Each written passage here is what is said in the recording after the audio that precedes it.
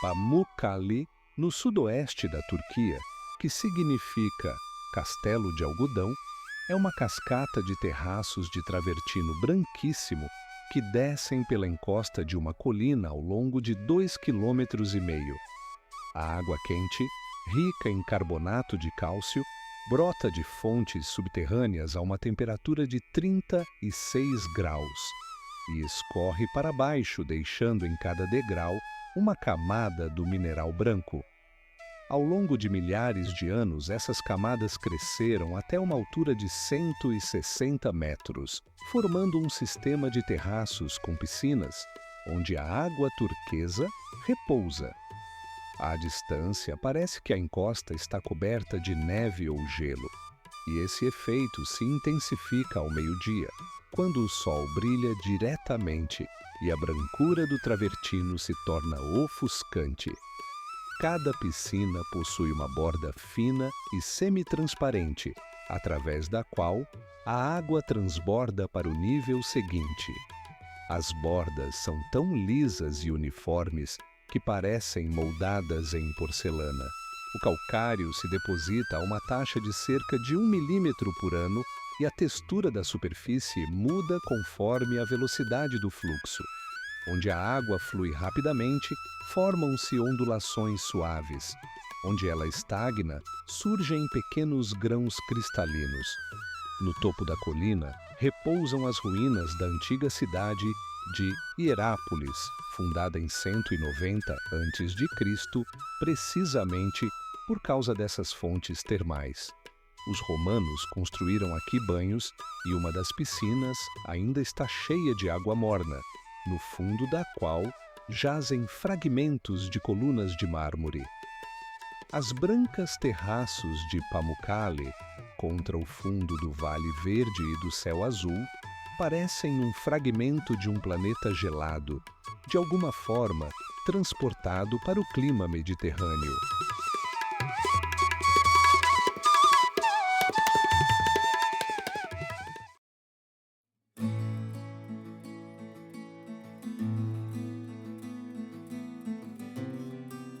O Bryce Canyon, no estado de Utah, na verdade não é um canyon, mas sim um gigantesco anfiteatro esculpido na borda do platô Palm Saugunt.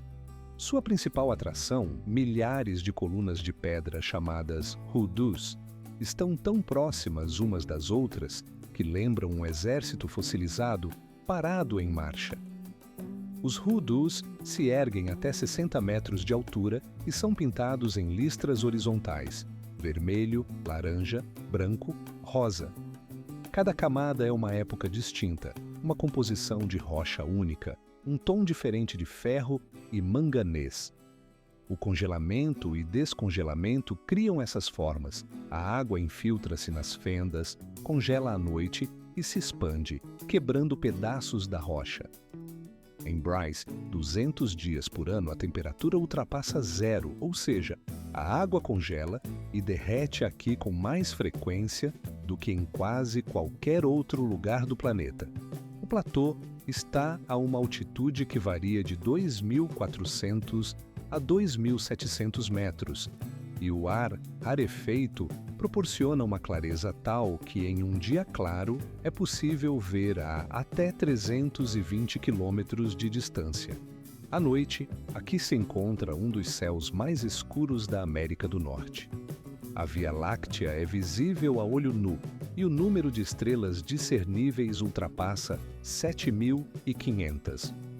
Quando os primeiros raios de sol tocam os hoodoos, as colunas vermelhas ardem em chamas contra as sombras azuis, e todo o anfiteatro se assemelha a uma paisagem de um planeta girando em torno de uma anã vermelha.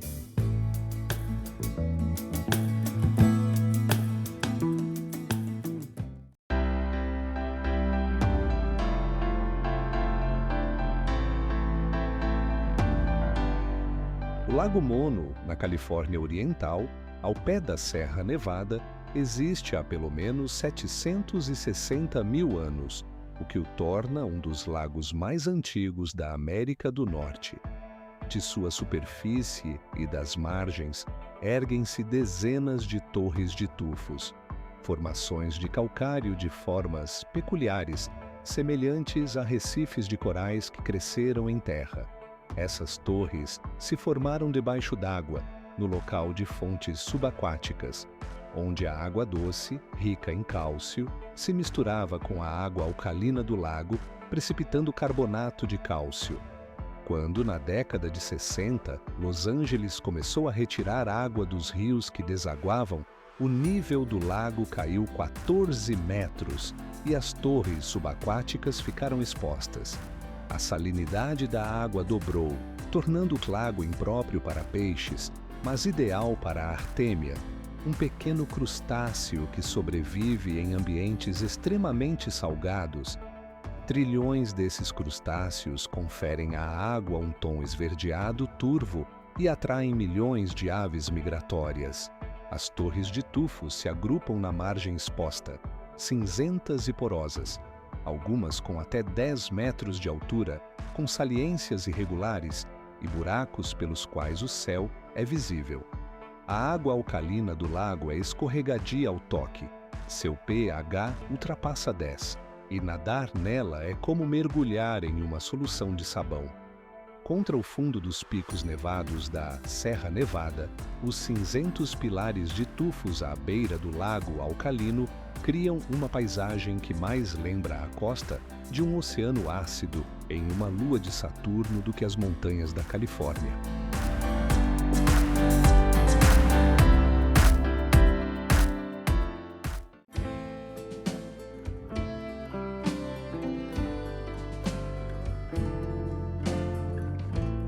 Tassili Nadjer, um planalto montanhoso no sudeste da Argélia, ergue-se sobre o Saara como uma ilha de outra era geológica.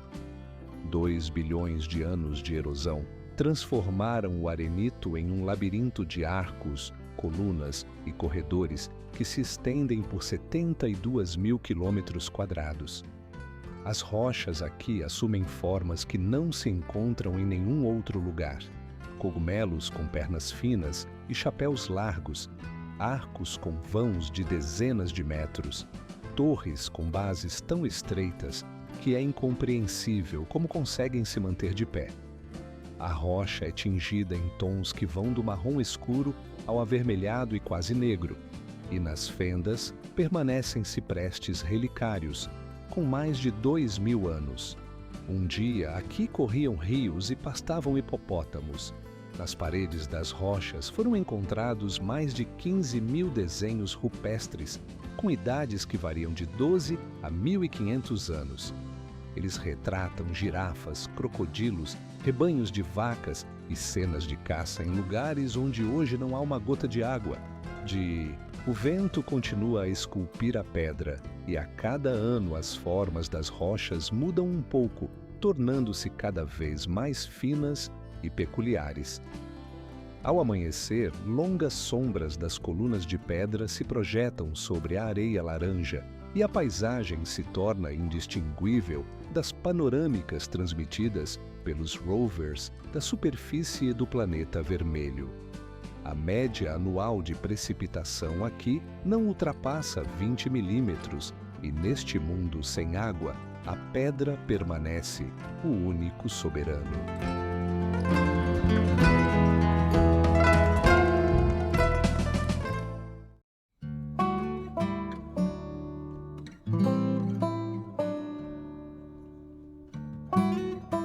Roraima, a mesa imponente na interseção das fronteiras da Venezuela, Brasil e Guiana, ergue-se a 2.810 metros acima do nível do mar. Seu topo plano, com cerca de 30 quilômetros quadrados, despenca em paredes verticais de 400 metros de altura. Esta montanha, uma das formações geológicas mais antigas do planeta, o arenito quartzítico do qual é composta, se formou há cerca de 2 bilhões de anos. O cume de Roraima se assemelha à superfície de outro mundo. Rochas negras, desgastadas pela água em formas peculiares, labirintos de pedra, pântanos de turfa com um tom rosado, plantas endêmicas que não se encontram em nenhum outro lugar fora dos tepuis. Nuvens, frequentemente, se estendem abaixo do cume e a montanha flutua acima delas, como uma ilha no céu. As chuvas caem aqui quase todos os dias e a água escorre das falésias em finas cachoeiras, dissipando-se na névoa muito antes de tocar o solo. A superfície do quartzito é adornada com poças naturais de água cristalina e nas fendas crescem plantas carnívoras adaptadas a solos pobres. Foi Roraima que inspirou o mundo perdido no romance de Arthur Conan Doyle. A isolação do cume perdura por milhões de anos e nesse tempo se formou um ecossistema onde até 80% das espécies não são encontradas em nenhum outro lugar.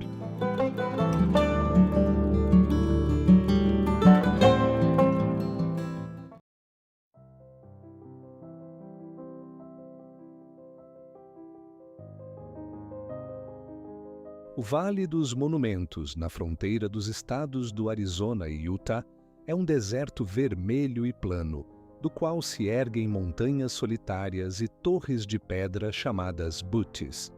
Os mais conhecidos, as Mãos Ocidental e Oriental, elevam-se a 300 metros acima da planície e têm a forma de gigantescas palmas com polegares esticados.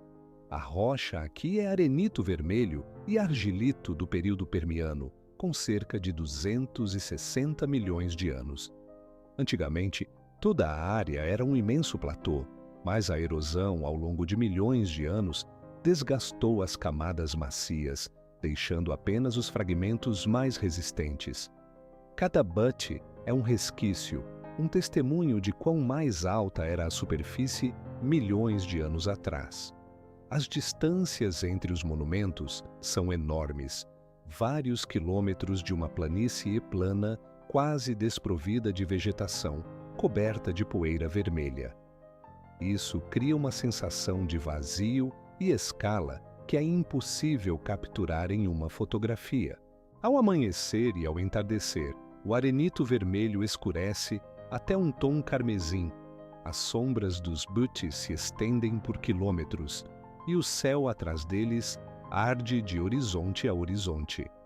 O vale pertence ao povo navajo e é uma terra sagrada. O silêncio aqui é tão profundo que se pode ouvir o vento contornando as paredes de pedra a centenas de metros de distância.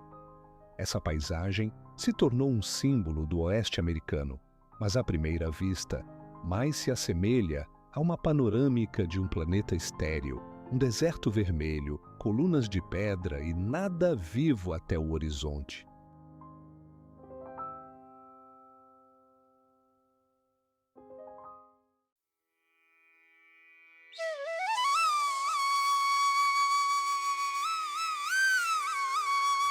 A estrutura Richat, ou Olho do Saara, está localizada na Mauritânia e consiste em anéis concêntricos de rochas com um diâmetro de cerca de 50 quilômetros. Da superfície, o relevo não parece nada especial, uma alternância de pequenas elevações e vales planos em uma paisagem desértica. Mas do espaço, a estrutura se assemelha a um gigantesco olho que fita o céu, com anéis nítidos de diferentes cores e texturas.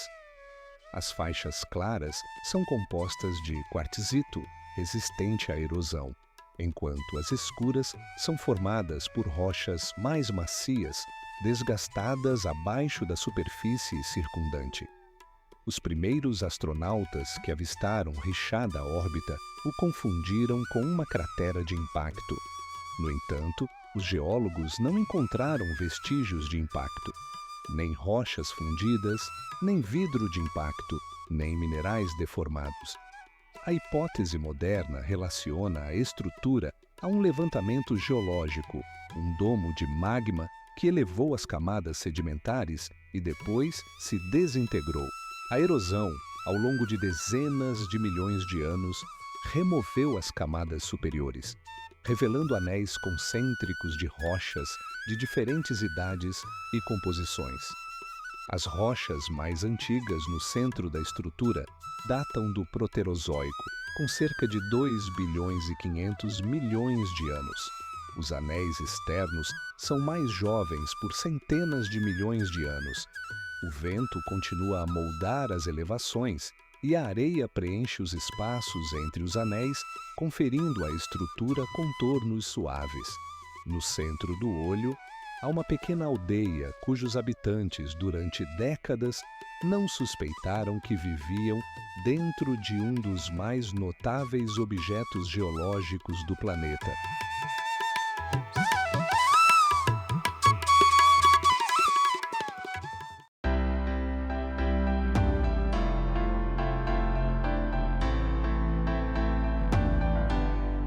Waiʻotapu, uma zona geotérmica na ilha norte da Nova Zelândia, está situada no coração da zona vulcânica de Taupo, onde a placa do Pacífico mergulha sob a australiana. A superfície aqui é pintada como se alguém tivesse derrubado uma paleta. Terraços amarelos brilhantes de enxofre, depósitos laranja de antimônio, manchas verdes de compostos de arsênio, crostas brancas de sílica. O Champagne Pool, o principal cráter da zona, é um lago quente com 65 metros de diâmetro e 62 metros de profundidade, preenchido com água a 75 graus. Sua superfície borbulha constantemente com o gás carbônico que emerge, enquanto nas bordas se acumulam terraços laranja e dourados de minerais sedimentares. E o teor de ouro e prata nesses depósitos é centenas de vezes maior do que na rocha comum, mas a extração é impossível, o revestimento é muito fino. Perto encontra-se o cráter Inferno, um lago com água de cor verde turva, cujo nível sobe e desce 8 metros a cada 38 dias, em um ciclo ainda não totalmente explicado. A terra sob os pés é quente, jatos de vapor escapam das fendas e o ar está impregnado com um denso cheiro de sulfeto de hidrogênio. A crosta de sílica é, em alguns lugares, tão fina que por baixo borbulha lama fervente. Sair da trilha aqui é mortal.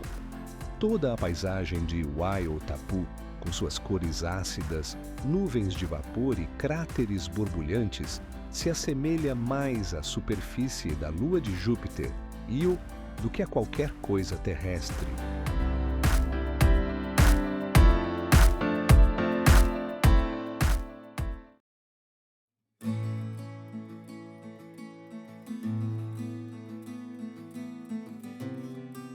A grande fonte prismática no Parque Nacional Yellowstone, no estado de Wyoming, é a maior fonte termal da América do Norte e a terceira maior do mundo. Seu diâmetro é de cerca de 110 metros e a profundidade ultrapassa 50.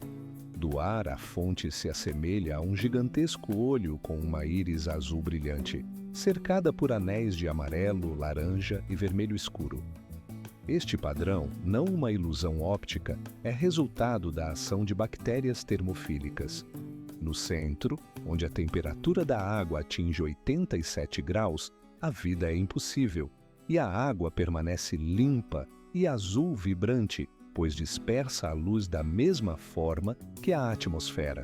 À medida que a temperatura diminui em direção às bordas, diferentes espécies de micro-organismos habitam cada zona térmica, cada uma com seu próprio pigmento. Algas amarelas vivem a 70 graus, laranjas a 60 e vermelho escuro a 50. Cada anel de cor marca o limite do habitat de uma espécie específica. O vapor que se eleva da superfície cria uma névoa, através da qual as cores parecem ainda mais intensas. A fonte jorra cerca de 2.000 litros de água quente por minuto. Abaixo dela, a uma profundidade de vários quilômetros, encontra-se a câmara magmática do supervulcão de Yellowstone, que é a responsável por aquecer a água até a temperatura de ebulição.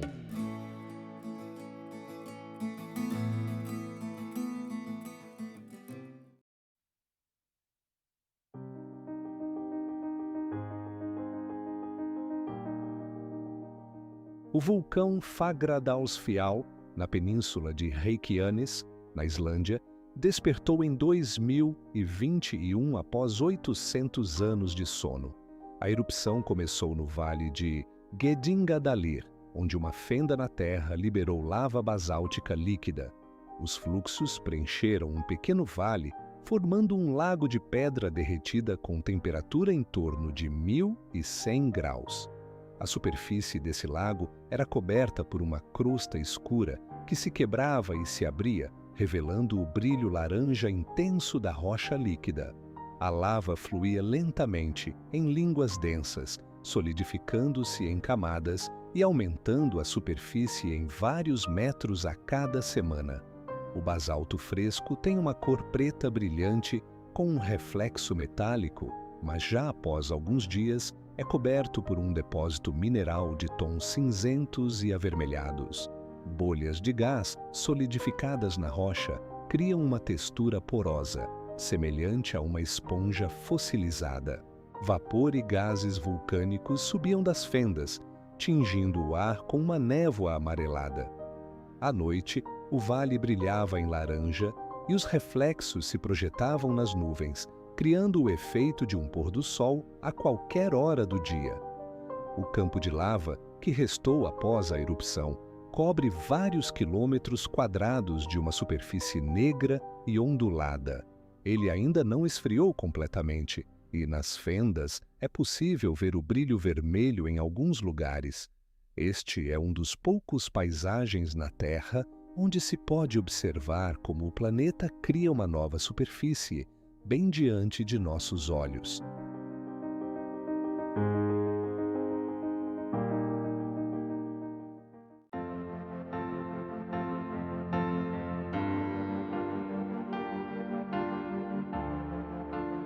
Wadi Rum, um vale desértico no sul da Jordânia, onde maciças rochas de arenito e granito se erguem da areia vermelha a alturas de até 1.700 metros. A cor das formações varia do amarelo pálido ao bordô profundo, e esse espectro muda ao longo do dia, seguindo o ângulo da luz solar. As rochas, moldadas pelo vento e pelas raras chuvas, assumem formas arredondadas, quase orgânicas, arcos, colunas em forma de cogumelo, cúpulas lisas. Entre elas se estende o fundo plano do vale, coberto por uma fina areia vermelha que, ao pôr do sol, ganha um tom roxo. Foi aqui que foram filmadas cenas de Marte para vários filmes de Hollywood, incluindo Perdido em Marte, pois a paisagem de Wadi Rum se assemelha mais à de Marte do que qualquer outro lugar acessível na Terra. O arenito que compõe as rochas se formou entre 500 e 600 milhões de anos atrás, e a fundação de granito é ainda mais antiga. A erosão ao longo desse tempo criou um sistema de cânions, arcos naturais e estreitos desfiladeiros que atravessam os maciços. Nas paredes de alguns cânions permanecem petróglifos com 12 mil anos de idade. A escala dessa paisagem é opressora. As rochas se erguem sobre o vale como enormes ilhas de pedra em meio a um oceano de areia. E o silêncio aqui é tão denso que se pode ouvir a própria respiração.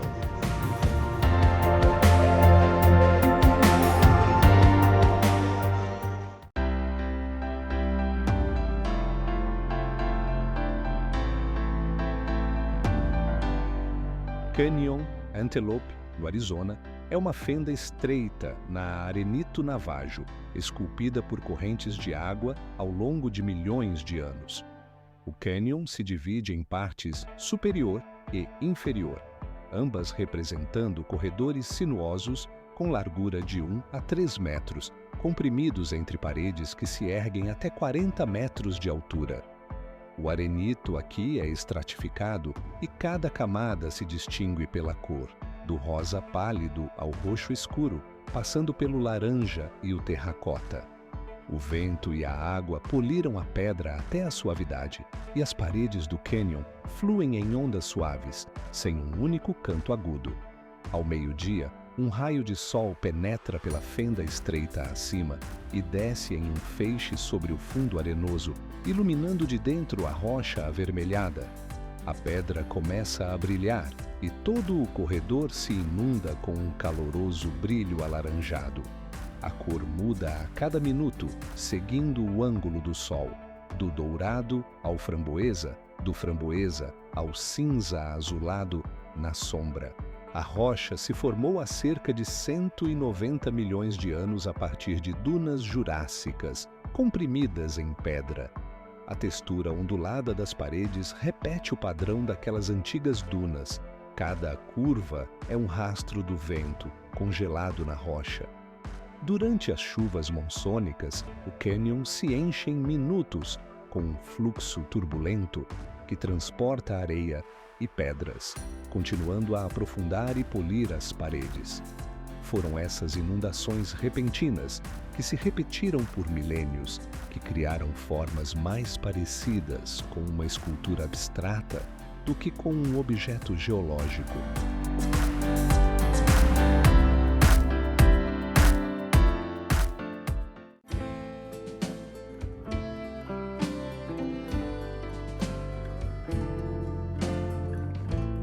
O Vale da Morte, na Califórnia e Nevada, é o lugar mais baixo, mais quente e um dos mais secos da América do Norte. A bacia de Badwater Basin está a 86 metros abaixo do nível do mar, e seu fundo é coberto por azulejos hexagonais de sal que se racham e se curvam sob o calor, formando uma infinita mosaico de polígonos brancos.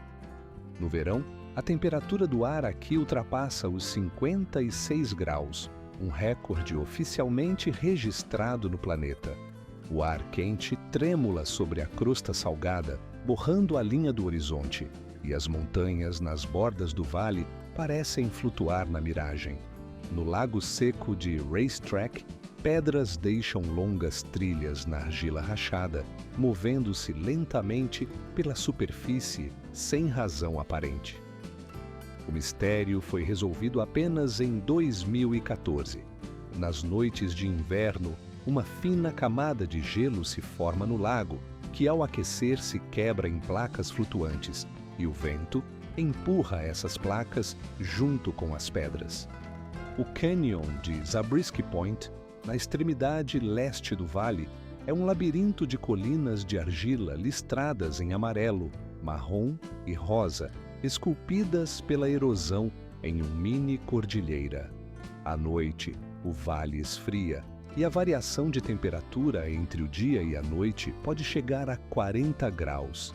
Neste lugar, a Terra se aproxima ao máximo das condições em que a vida se torna impossível, e a paisagem reflete isso com uma clareza implacável.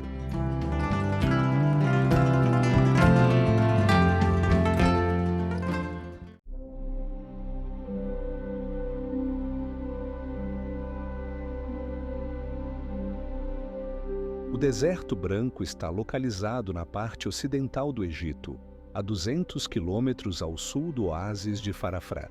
Sua superfície é coberta por rochas brancas de giz, esculpidas pelo vento em formas fantásticas, cogumelos em pernas finas, cones, arcos, figuras que lembram tanto animais quanto esculturas abstratas. O giz, do qual essas formações são feitas, foi uma vez o fundo do antigo mar de Tétis, que existiu aqui há cerca de 70 milhões de anos. Quando o mar recuou, as rochas sedimentares ficaram expostas ao céu aberto, e a erosão eólica começou a esculpir delas formas que não obedecem a nenhuma geometria familiar.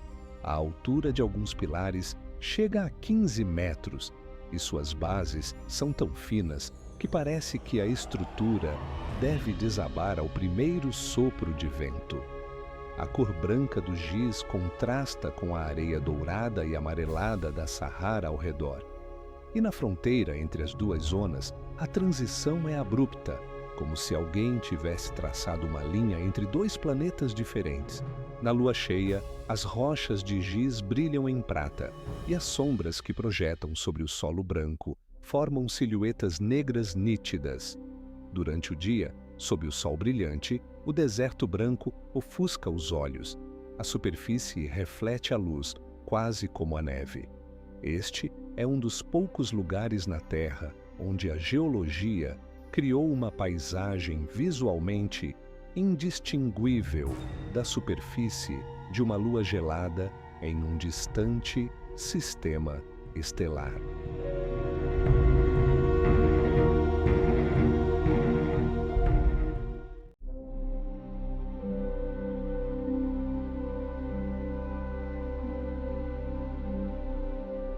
O deserto do Atacama, no norte do Chile, é o lugar mais seco da Terra, exceto pelos desertos polares.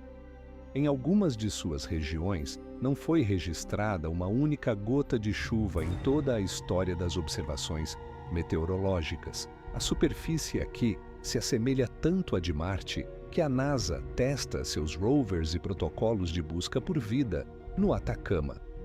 A paisagem é composta por campos infinitos de crostas rachadas, rochas vermelho escuro, salinas com superfícies cristalinas e planícies de areia, sem um único sinal de vegetação. O Atacama se estende entre os Andes e a Cordilheira da Costa, a uma altitude de 2 a 4 mil metros, e ambas as barreiras montanhosas bloqueiam a umidade. A oeste, as nuvens são retidas pela Cordilheira da Costa, enquanto a leste, os Andes impedem as chuvas amazônicas. No Vale de la Luna, um vale salino no meio do deserto, o vento esculpiu formas de sal e argila que imitam o relevo lunar com tal precisão que o lugar recebeu seu nome muito antes da era espacial. Nos platôs de alta montanha, encontram-se lagos salgados de água turquesa, cercados por campos de borra branca e depósitos rosados de minerais contendo lítio. À noite, o Atacama se transforma na maior observatório astronômico do mundo. Aqui estão os telescópios ALMA e VLT, pois o ar seco e rarefeito a essa altitude proporciona uma transparência inigualável em quase todo o planeta.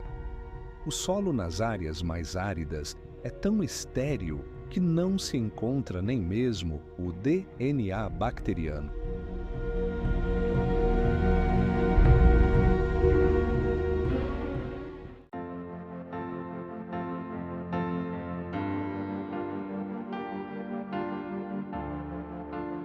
Lençóis Maranhenses, um parque nacional no nordeste do Brasil, no estado do Maranhão. É uma infinidade de 1.500 quilômetros quadrados de dunas de areia branquíssimas, entre as quais, na estação das chuvas, surgem milhares de lagoas com águas turquesa e esmeralda. Do ar, a paisagem se assemelha a um mosaico extraterrestre. Os picos brancos das dunas separam espelhos ovais de água e cada lagoa reflete o céu em seu próprio tom. A areia aqui é composta em 90% de quartzo, por isso não é amarela, mas quase cirurgicamente branca. As dunas alcançam 40 metros de altura e se movem constantemente sob a ação do vento, mas as lagoas retornam aos mesmos lugares a cada ano. Uma camada impermeável de argila sob a areia impede que a água se infiltre no solo. O mais estranho é que nessas águas temporárias, que secam completamente em outubro, a cada estação aparece peixe. Cientistas acreditam que os ovos permanecem preservados no lodo seco e ressurgem com as primeiras chuvas. Lençóis recebe cerca de 1.600 milímetros de precipitação por ano, o que é um paradoxo para uma paisagem desértica.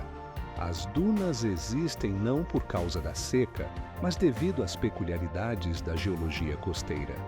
O rio Preguiças, que flui pela borda oeste do parque, transporta a areia para o oceano, enquanto o vento a traz de volta para a terra. No auge da temporada, de maio a setembro, as lagoas turquesa entre as dunas brancas criam uma paisagem que não existe em nenhum outro lugar da Terra.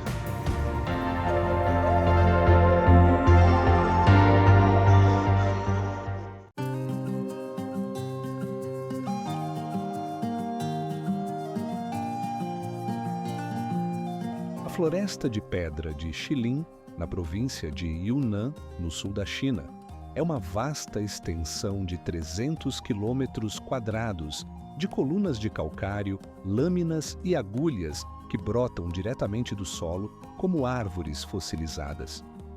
Algumas dessas colunas alcançam 30 metros de altura e são tão finas que é incompreensível como conseguem suportar seu próprio peso. 700 milhões de anos atrás, aqui era o fundo de um mar morno e raso. O calcário, acumulado ao longo de milhões de anos, após a retirada das águas, emergiu à superfície, e a água da chuva, levemente acidificada pelo dióxido de carbono, começou a dissolver a rocha através das fendas. Esse processo, chamado de intemperismo kárstico, transformou ao longo de dezenas de milhões de anos uma laje monolítica em uma cerca de picos de pedra afiados. Entre as colunas serpenteiam passagens estreitas, algumas com a largura de poucos passos, e caminhar por elas é como vagar em um labirinto de pedra sem teto. A superfície da rocha é marcada por sulcos afiados, canais verticais por onde escorria a água, e ao toque lembra papel de lixa. Ao contrário da maioria das paisagens alienígenas, Xilin é densamente coberta. Cipós se entrelaçam nas colunas, musgo cobre as bases e no topo brotam arbustos e pequenas árvores. Essa combinação de geologia agressiva e vegetação tropical exuberante cria a sensação de um planeta onde as plantas venceram a pedra, brotando através dela e ao seu redor, mas sem conseguir ocultar suas formas afiadas.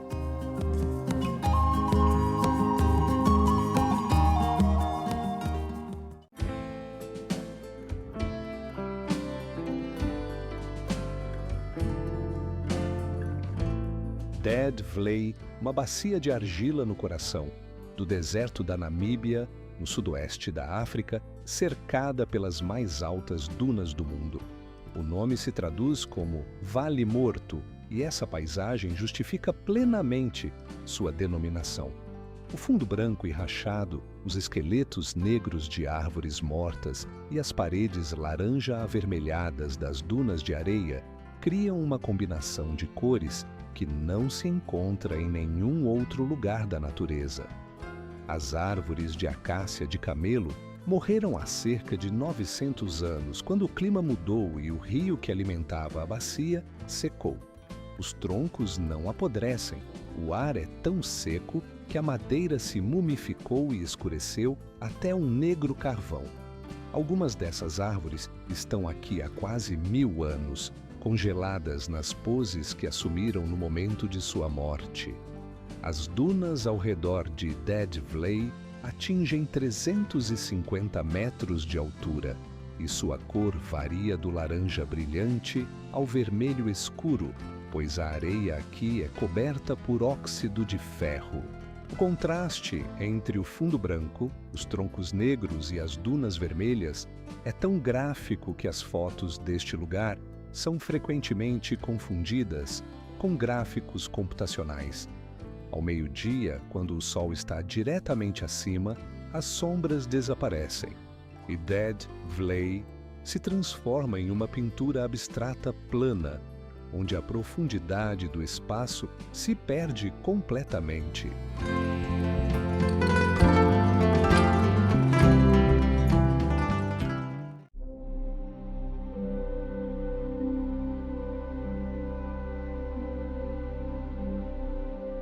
O Vale da Lua, no deserto do Atacama, no norte do Chile, é uma bacia salina, onde o vento e as raras chuvas esculpiram formas únicas de sal, argila e arenito, sem paralelo na Terra. Picos agudos de sal solidificado se erguem do chão em ângulos, cobertos por uma crosta cristalina branca, enquanto entre eles se estendem planícies de argila cinza, com fissuras que reproduzem perfeitamente o padrão do fundo seco. Aqui não há uma única planta, um único inseto, um único líquen. É uma esterilidade absoluta, alcançada não pelo frio ou pela radiação, mas pela simples ausência de água ao longo de milhões de anos. Os picos salgados, conhecidos aqui como Los Tres Marias, se erguem em um grupo de 3 colunas, parecendo velas derretidas de cera, com vários metros de altura. A crosta de sal branca contra as rochas escuras cria uma inversão nas esquemas de cores habituais. O que deveria ser escuro aqui é claro e vice-versa. O vale está a uma altitude de 2.400 metros, em um estreito cânion entre as encostas vermelhas da Cordilheira de La Sal. E a luz do sol chega aqui apenas por algumas horas ao dia. Ao pôr do sol, quando os raios atingem horizontalmente, os picos de sal e as paredes de argila se iluminam em rosa e dourado contra o céu já escurecido. A NASA utilizou este vale para calibrar os instrumentos do rover Curiosity. A composição mineralógica e química da superfície revelou-se tão próxima da marciana que não havia melhor campo de testes na Terra.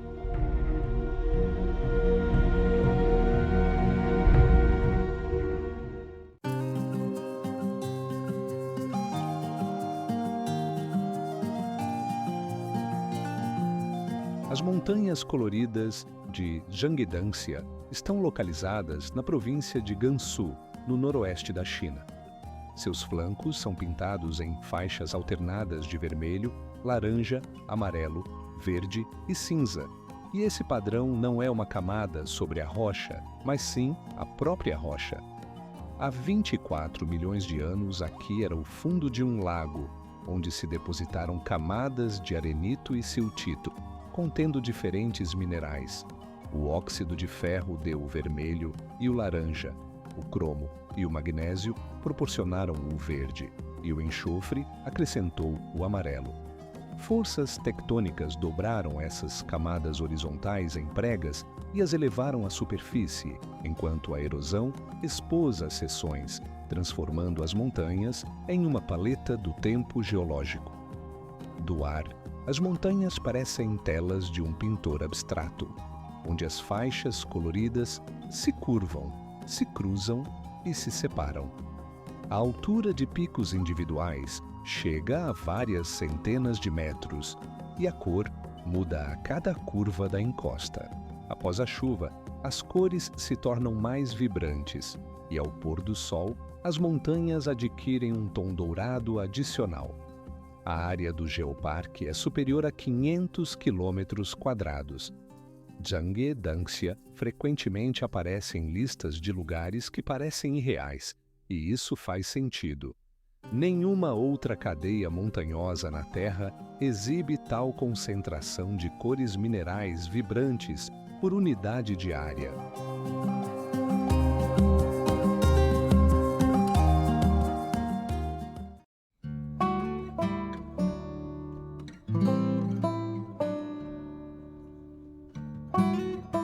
A Torre do Diabo, no estado do Wyoming, é um monólito de fonólito com altura de 265 metros, erguendo-se das suaves colinas cobertas de pinheiros, como o tronco de uma árvore gigante.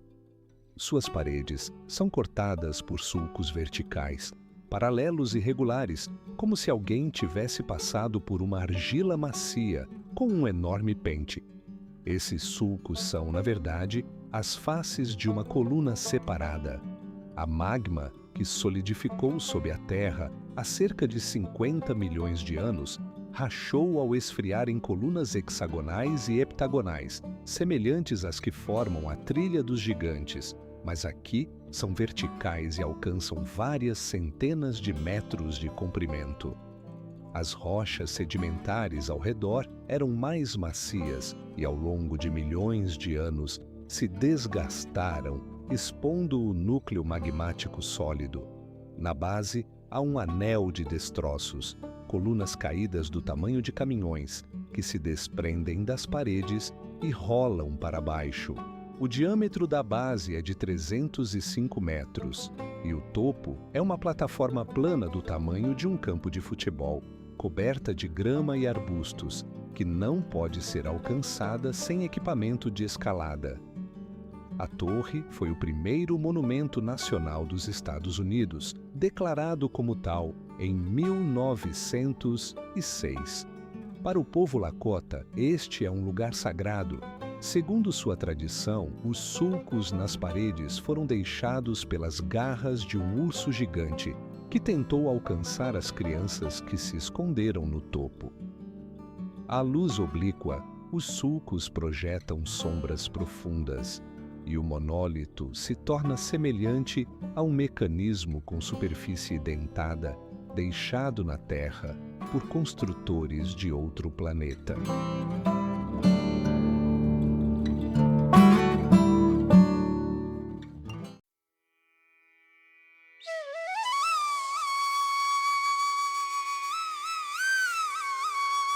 White Pocket, uma formação rochosa remota no platô de Paria, no norte do Arizona, é um labirinto de arenito navajo branco, curvado em dobras, cúpulas e funis, com uma plasticidade tal que a pedra parece macia. As camadas de rocha aqui não estão dispostas horizontalmente, como na maioria das formações sedimentares, mas torcidas em espirais, laços e oito, como se alguém as tivesse amassado como massa e deixado secar. Os geólogos ainda debatem o mecanismo. Uma versão sugere liquefação sísmica, quando um antigo terremoto transformou a areia em líquido por alguns segundos e ela fluiu antes de endurecer novamente. Outra versão fala sobre a deformação do solo macio sob o peso das camadas superiores ainda antes da litificação. O branco do arenito é interrompido por faixas de rosa, laranja e vermelho, e essas faixas se curvam junto com as dobras, criando um padrão volumétrico que faz a cabeça girar. O lugar fica no final de 50 quilômetros de estrada de terra, intransitável após a chuva, e quase não há pessoas aqui. Sem placas, sem trilhas, sem cercas, apenas a pedra branca, torcida em nós, e o deserto ao redor. A escala é modesta. Toda a formação ocupa a área de vários campos de futebol, mas a concentração de formas impossíveis por metro quadrado aqui é, sem dúvida, a mais alta do planeta.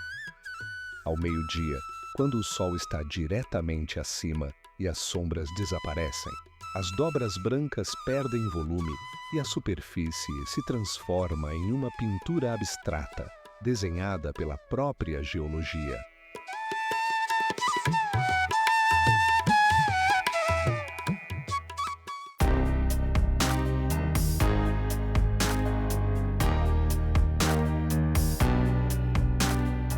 A onda, formação rochosa no Canyon Coyote Buttes, na fronteira dos estados do Arizona e Utah, parece um fluxo congelado de pedra líquida.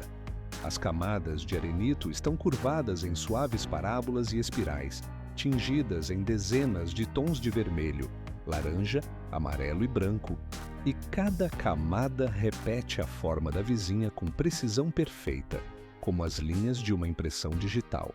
Essa rocha se formou há 190 milhões de anos, a partir de dunas do deserto Jurássico. A areia se compactou em pedra, preservando a textura ondulante dos ventos antigos. Em seguida, a água e a erosão revelaram a estrutura interna, expondo um padrão que não pode ser reproduzido em nenhum ateliê. A onda está em um estado tão frágil que o acesso é rigorosamente limitado. Apenas 64 pessoas por dia, por meio de sorteio. Cada passo pode danificar as finas camadas salientes, cuja idade é medida em milhões de anos. A escala da formação não é grande. A cavidade principal ocupa uma área de aproximadamente 30 por 40 metros, mas o detalhamento do padrão é tal que cada metro quadrado contém sua própria textura única. À luz oblíqua, as linhas começam a ganhar volume e a superfície, que parece plana, se transforma em um labirinto tridimensional de ondas, funis e espirais. Os geólogos chamam essas estruturas de estratificação transversal. As linhas inclinadas mostram a direção do vento que carregou a areia pelas dunas no período Jurássico, 60 milhões de anos antes dos primeiros dinossauros.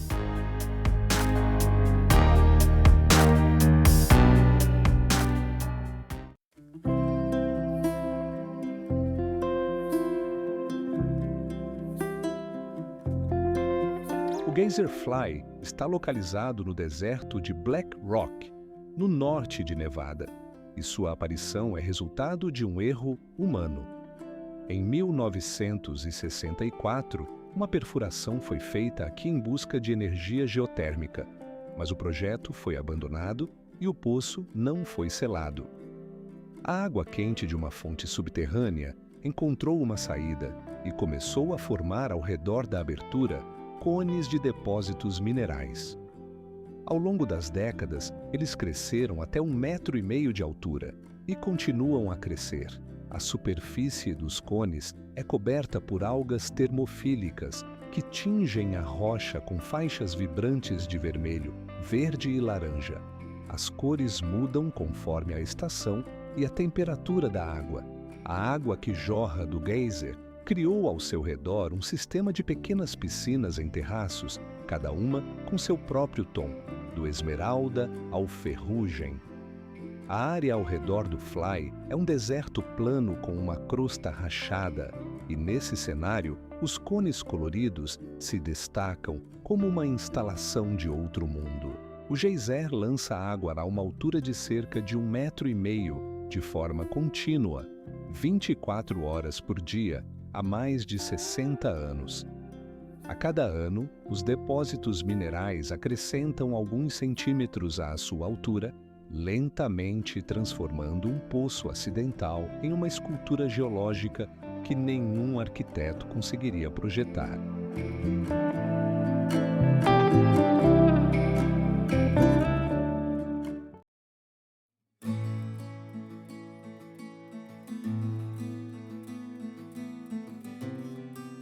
As estátuas Moai na Ilha de Páscoa, no Oceano Pacífico, a 3.700 quilômetros da costa mais próxima do Chile, erguem-se diante de uma paisagem que, por si só, parece alienígena.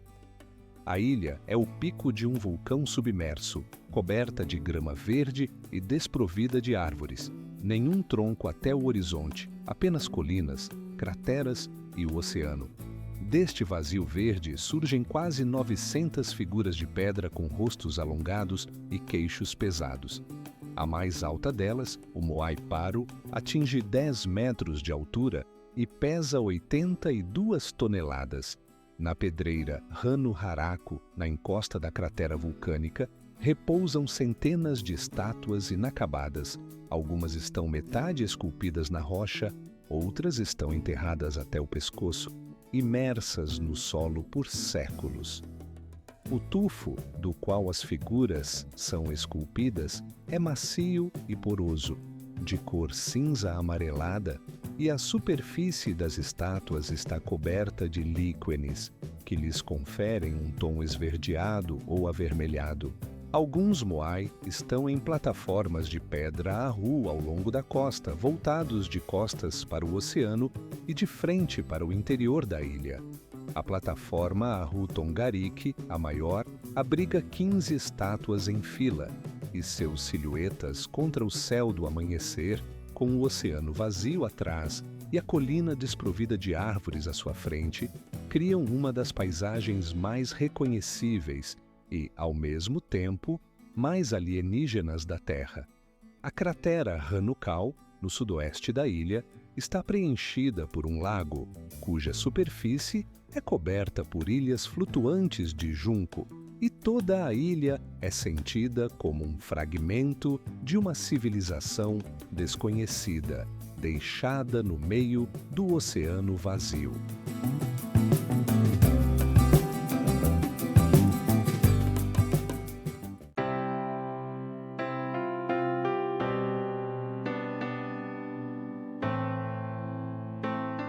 As pedras Moerake, na costa leste da ilha sul da Nova Zelândia, são várias dezenas de pedras quase perfeitamente esféricas, espalhadas pela praia de areia, como bolas esquecidas por um gigante.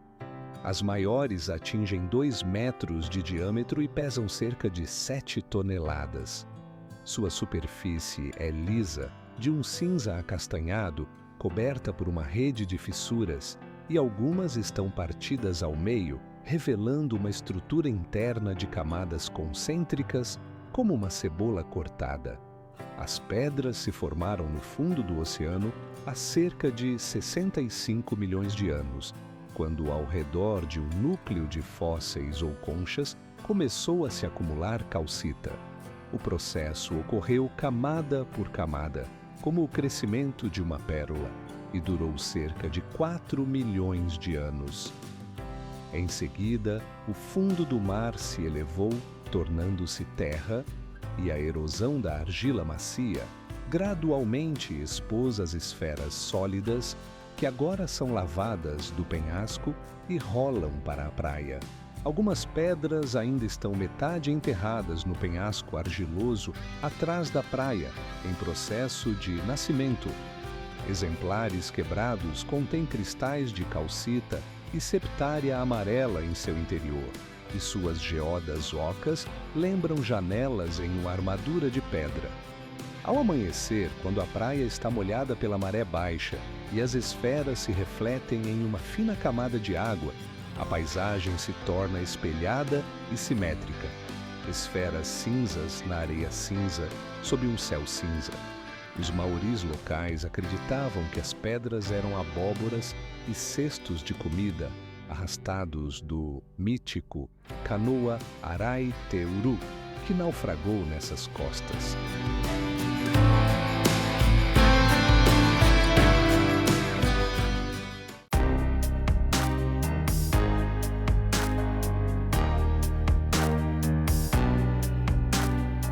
Yardangues, formas de relevo moldadas pelo vento, são encontradas em desertos ao redor do mundo, mas as mais impressionantes estão no Parque Geológico Nacional de Dunhuang, no noroeste da China, na província de Gansu.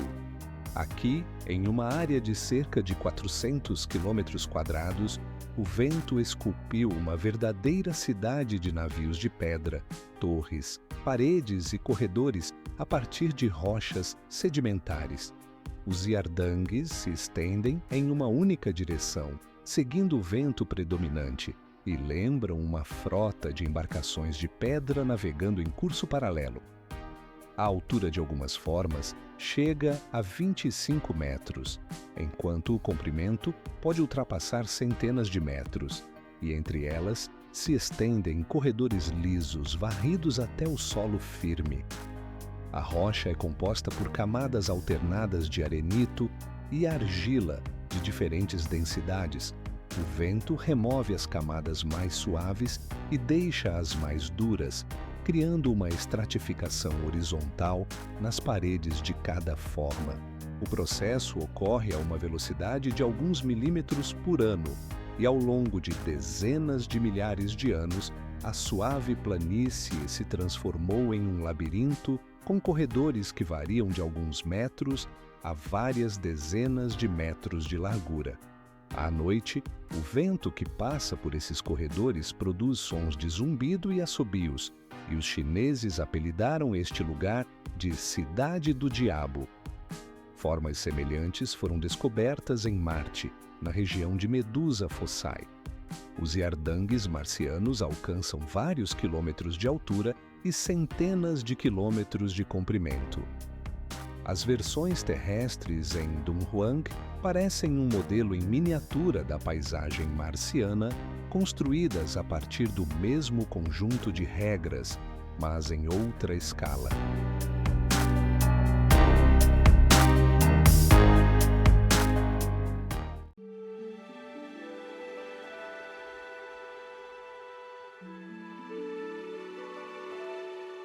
A Calçada dos Gigantes na costa da Irlanda do Norte é composta por cerca de 40.000 colunas de basalto, firmemente ajustadas umas às outras e se estendendo para o mar, como um pavimento preparado para uma criatura de várias dezenas de metros de altura.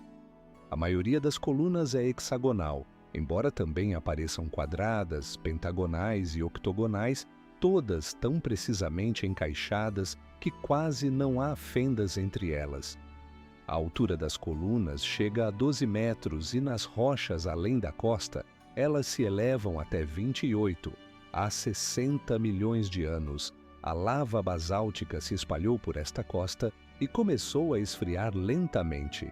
Com um resfriamento uniforme em uma espessa camada de basalto, surgem fissuras de contração, e a rocha se quebra em polígonos regulares, obedecendo às mesmas leis que fazem a argila seca ou o gelo congelado se racharem.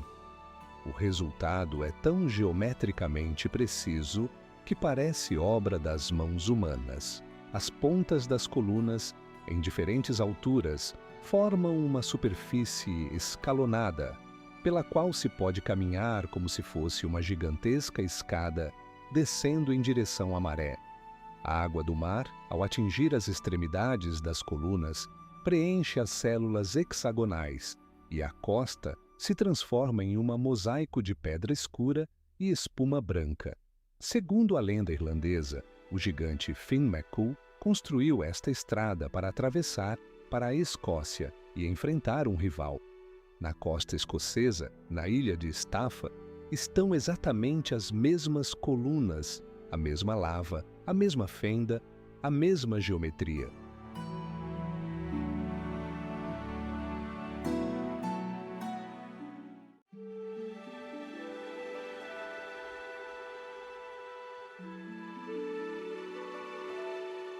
Uluru, um maciço monolítico de arenito vermelho no coração da Austrália, ergue-se a 348 metros acima da planície desértica e se estende por 3,5 km de comprimento. Sua superfície é lisa, arredondada, sem arestas afiadas, e parece as costas de uma criatura gigante, meio submersa na terra vermelha. Geólogos determinaram que a parte visível é apenas uma pequena fração. A rocha se estende para baixo por mais 6 quilômetros. Uluru é composto de arenito arcosiano com cerca de 550 milhões de anos, e sua cor vermelha é resultado da oxidação do ferro na rocha. Mas a cor não é constante. Ao amanhecer, Uluru brilha em um laranja flamejante. Durante o dia, torna-se terracota.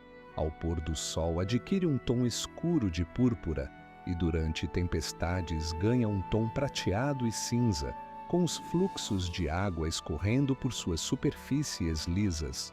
Após a chuva, que é extremamente rara nessas paragens, surgem cachoeiras temporárias na rocha, e as faixas úmidas na pedra vermelha parecem veias escuras na superfície de um organismo vivo. Ao redor de Uluru, uma planície plana se estende por centenas de quilômetros com arbustos esparsos, e o monólito solitário no meio desse vazio é percebido como um objeto que não poderia ter surgido aqui de forma natural.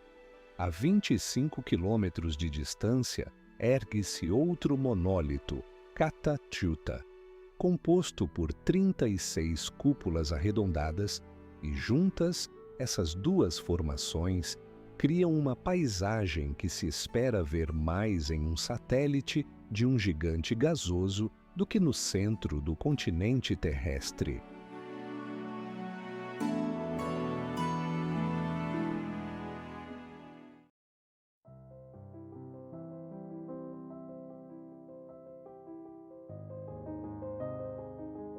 As colinas de chocolate na ilha de Bohol, Filipinas, são mais de 1.700 elevações cônicas que cobrem uma área de cerca de 50 quilômetros quadrados.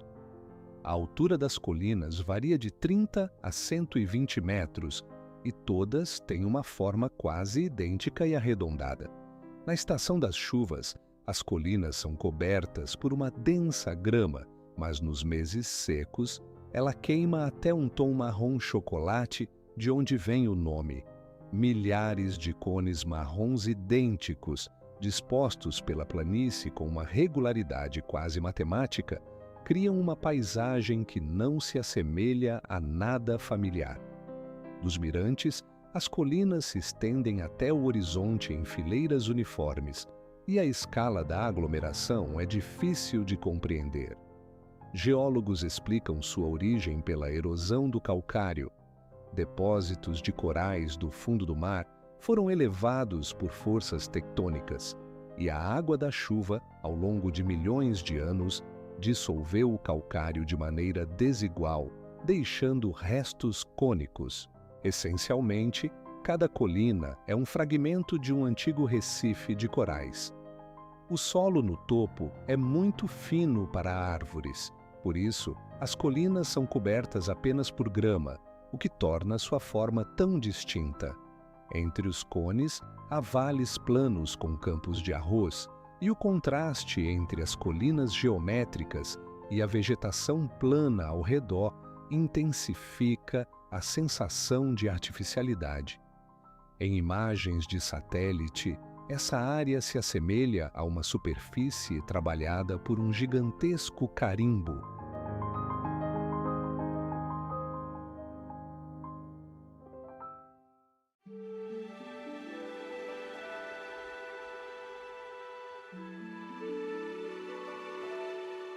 Kawah Ijen, uma cratera vulcânica no leste da ilha indonésia de Java, é famosa por duas coisas: o maior lago ácido do mundo, de cor turquesa, e as chamas azuis que brotam das fendas durante a noite. O lago ocupa uma área de cerca de 1 km² e contém uma mistura de ácido sulfúrico e ácido clorídrico tão concentrada que é capaz de dissolver metal. A cor turquesa, resultado dos minerais dissolvidos e da alta acidez.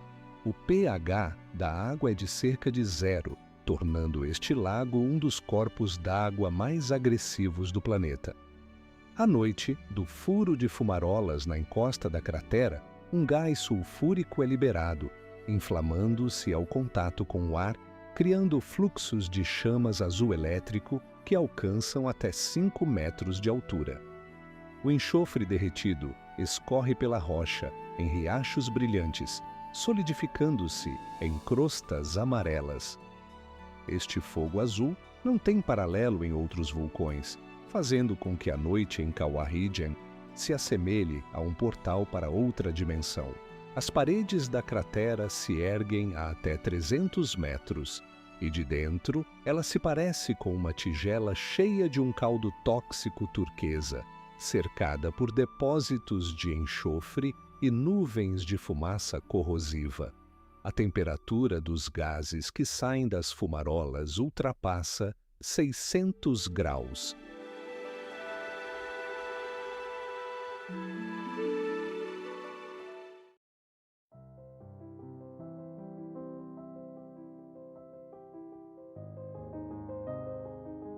As cavernas de gelo de Vatnajökull, na Islândia, se formam dentro do maior glaciar da Europa, cuja área ultrapassa 8.000 km². A cada inverno, a água derretida esculpe novos túneis na espessura do gelo, e nenhuma caverna se repete. Dentro dessas cavidades, a luz se refrata através do gelo comprimido, tingindo as paredes de um profundo azul elétrico, que não se encontra em nenhum outro lugar da natureza. Essa cor surge porque o gelo, sob pressão, perde as bolhas de ar e começa a absorver a parte vermelha do espectro, permitindo apenas a passagem do azul. Os tetos das cavernas se curvam em suaves ondas, repetindo o movimento da água que as criou. As paredes estão cobertas por camadas semi-transparentes, semelhantes a vidro congelado, enquanto o chão, muitas vezes, é feito de areia vulcânica negra, contrastando com o azul gelado. A espessura do gelo acima da cabeça pode atingir 30 metros e, através dele, penetra a luz difusa do dia, criando um efeito de brilho interno. Sob o glaciar, escondem-se vulcões ativos, e essa vizinhança de fogo e gelo acelera a formação das cavernas. Cada uma delas existe apenas uma estação.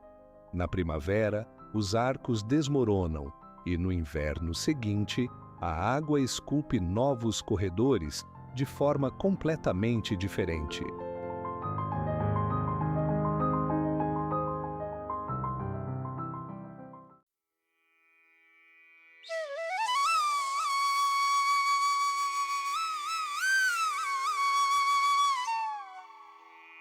A depressão de Danakil, no nordeste da Etiópia, é um dos lugares mais quentes do planeta, onde a temperatura do ar ultrapassa os 60 graus.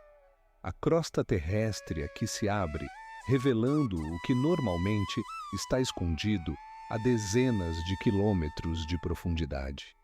A superfície é coberta por lagos ácidos de cores amarelo e verde venenoso, campos de sal com formações peculiares e fontes de enxofre borbulhantes. Tudo isso lembra uma visualização computacional de um planeta alienígena, mas cada metro quadrado aqui é real. Os depósitos de enxofre formam cones e torres, de onde se elevam nuvens de vapor com um cheiro forte. Ao redor dos geysers, a água brilha em tons de turquesa, limão e laranja enferrujada, enquanto cristais de sal criam padrões geométricos que lembram colmeias. O nível de acidez de alguns corpos d'água é comparável ao de um líquido de bateria. Foi aqui que a NASA testou equipamentos para a busca de vida em Marte, pois as condições de Danakil são as mais próximas das paisagens marcianas entre todos os terrenos terrestres. A depressão continua a descer alguns centímetros a cada ano, e em milhões de anos o oceano inundará este lugar, criando um novo mar. Por enquanto, permanece como uma janela para o futuro geológico da África, onde o continente se divide lentamente ao meio.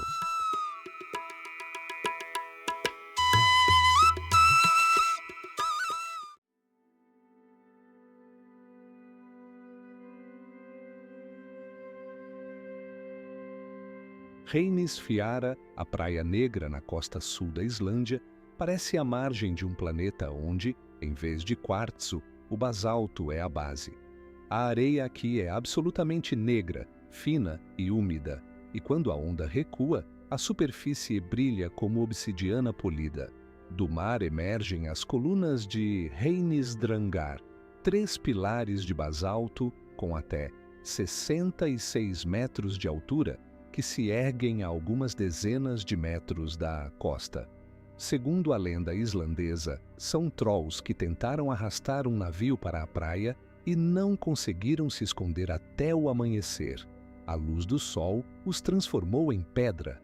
Atrás da praia, ergue-se a rocha Reynis Fial, com colunas de basalto expostas, dispostas em uma parede com uma precisão geométrica, tal que parece um órgão de catedral de pedra negra.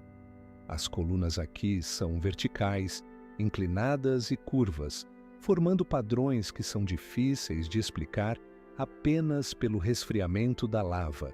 A ressaca atlântica, em Reynis Fiara, é considerada uma das mais poderosas do mundo. Ondas cruzadas vêm de diferentes direções ao mesmo tempo e podem arrastar para o oceano em segundos. A espuma branca na areia negra, os pilares negros no céu cinzento, a parede de basalto negra atrás de nós, toda a paleta de cores deste lugar se resume a 3 tons, e dessa monocromia, a praia parece esculpida da realidade e inserida em uma fotografia em preto e branco. Mesmo nos meses de verão, quando o sol ilumina a costa, A areia negra absorve a luz e mantém a sensação de uma beleza sombria e de outro mundo.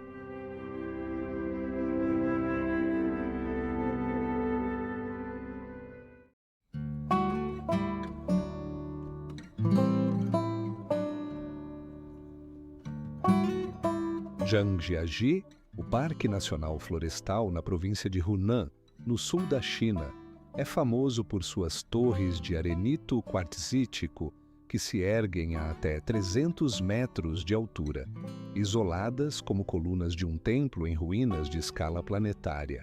São mais de 3.000 e cada coluna é coberta por pinheiros verdes que de alguma forma se agarram com suas raízes às paredes verticais.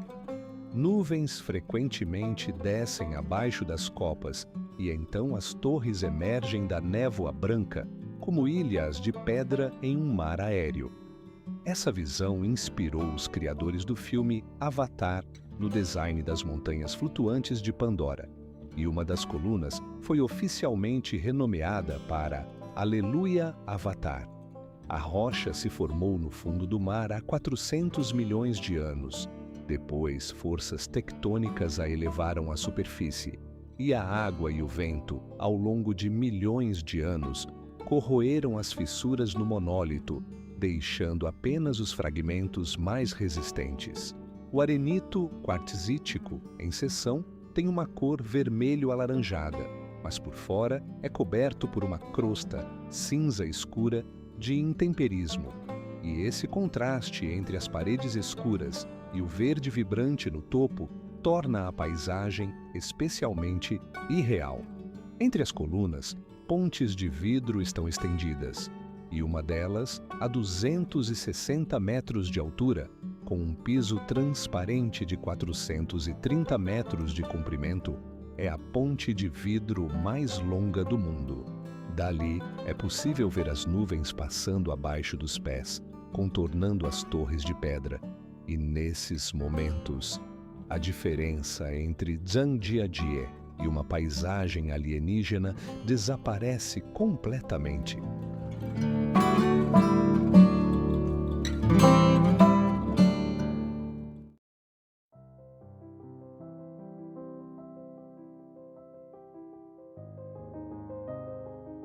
Salar de Uyuni, no sudoeste da Bolívia, é o maior salar do planeta. 10.582 quilômetros quadrados de crosta salina absolutamente plana a 3.656 metros acima do nível do mar. A variação de altitude em toda a área não ultrapassa 1 metro, tornando-o a superfície mais plana da Terra. Na estação seca, de maio a novembro, a crosta salina seca e se quebra em células hexagonais, cada uma com diâmetro de 1 a 10 metros, e esse padrão se estende até o horizonte, criando a sensação de um mosaico infinito na superfície de um planeta alienígena. Na estação das chuvas, uma fina camada de água, às vezes de apenas alguns centímetros, cobre o sal e transforma o salar no maior espelho do mundo. O céu se reflete com tanta precisão que a linha do horizonte desaparece e a terra se funde com o céu.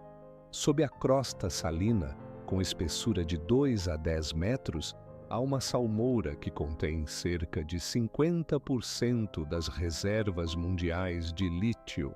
O salar se formou no local do antigo lago Mintin, que secou há cerca de 40 mil anos. No meio do salar, ergue-se a ilha Incahuasi, uma colina rochosa coberta por gigantescos cactos que chegam a 12 metros de altura, alguns dos quais têm mais de 1.200 anos.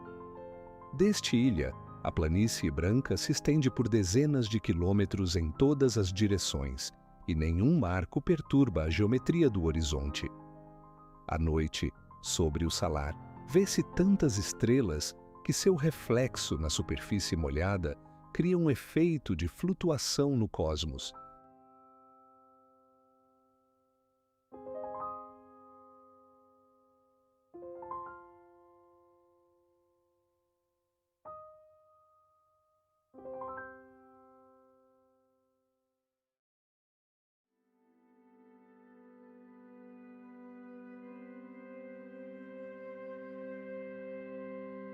Capadócia, uma região histórica no centro da Turquia, parece um verdadeiro mundo que brotou da rocha de um planeta distante. Milhares de formações rochosas em forma de cone, conhecidas como chaminés de fadas, elevam-se entre 6 e 40 metros, e em cada uma delas foram esculpidos quartos, escadas e janelas. O tufo vulcânico que compõe essa paisagem é tão macio que pode ser cortado com uma faca, mas ao ar livre endurece e se torna sólido como o concreto. Milhões de anos atrás, as erupções dos vulcões Erciyes e Azandã cobriram o planalto com uma espessa camada de cinzas. A água e o vento esculpiram dessa camada milhares de colunas, cogumelos e torres, e no topo de cada cone permanece um chapéu de basalto mais duro, protegendo a base macia de mais destruição. A cor da rocha varia do branco cremoso ao rosa e ocre, e ao amanhecer, quando a luz oblíqua se deita sobre essas colunas, a paisagem lembra uma colônia marciana de um filme de ficção científica.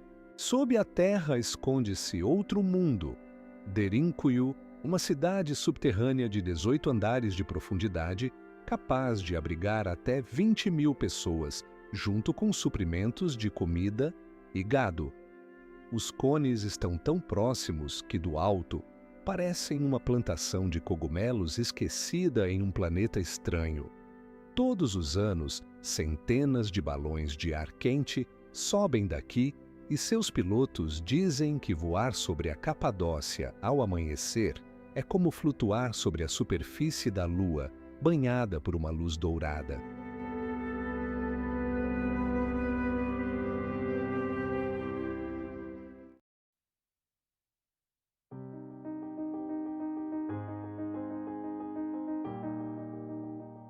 Socotra, uma ilha no Oceano Índico, ao largo da costa do Iêmen, se separou do continente africano há cerca de 6 milhões de anos. Nesse tempo, seu isolamento a transformou em um mundo botânico alienígena. 1/3 das plantas da ilha não é encontrado em nenhum outro lugar da Terra. O símbolo mais reconhecível de Socotra, a árvore do dragão, cresce aqui em bosques inteiros. Sua copa se abre como um guarda-chuva, direcionando o orvalho e as raras chuvas pelos galhos até as raízes, e quando a casca é danificada, a árvore excreta um denso suco vermelho, que os habitantes locais têm usado como corante por séculos. Ao lado das árvores do dragão, crescem as árvores garrafa com troncos dilatados, acumulando água para os meses de seca. Seus silhuetas contra o fundo dos platôs rochosos parecem ter sido desenhadas por um artista surrealista.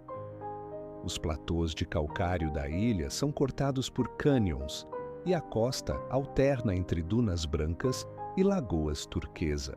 O fundamento geológico de Socotra, um granito do pré-cambriano com mais de 1,5 bilhão de anos, é um dos mais antigos maciços expostos do planeta.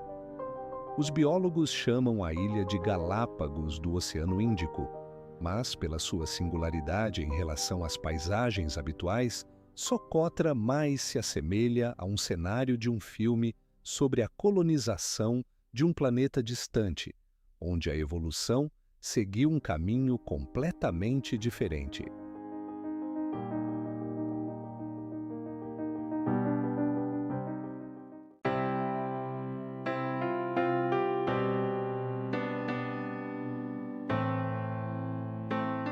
A caverna de Fingal está localizada em uma ilha desabitada chamada Staffa, na costa oeste da Escócia. A entrada se abre diretamente do mar, um arco com cerca de 20 metros de altura e 13 de largura, formado por colunas hexagonais de basalto. Essas colunas se formaram há cerca de 60 milhões de anos, quando a lava esfriou lentamente e se rachou, criando formas geométricas perfeitas. Dentro da caverna, as paredes se erguem em colunas verticais uniformes, como tubos de um gigantesco órgão. O comprimento da gruta é de 72 metros e as ondas do mar, ao penetrar, produzem um som profundo e ressonante, amplificado pela acústica do teto de pedra. Esse som é audível muito antes de se ver a entrada. As colunas de basalto se estendem para baixo da água e durante a maré baixa, uma estreita prateleira de pedra ao longo da parede se revela, permitindo um caminho para o interior. A cor da pedra varia do preto na base ao esverdeado acima, onde o basalto é coberto por algas e líquenes. A luz penetra pela entrada e se reflete na água, criando reflexos verdes em movimento no teto. Os mesmos fluxos de lava que formaram a caverna de Fingal moldaram a calçada dos gigantes na Irlanda do Norte, do outro lado do estreito. A precisão geométrica das colunas é tão perfeita que os primeiros viajantes europeus acreditavam que a caverna era feita pelo homem, não conseguindo acreditar que a natureza poderia criar tal ordem a partir de rocha derretida.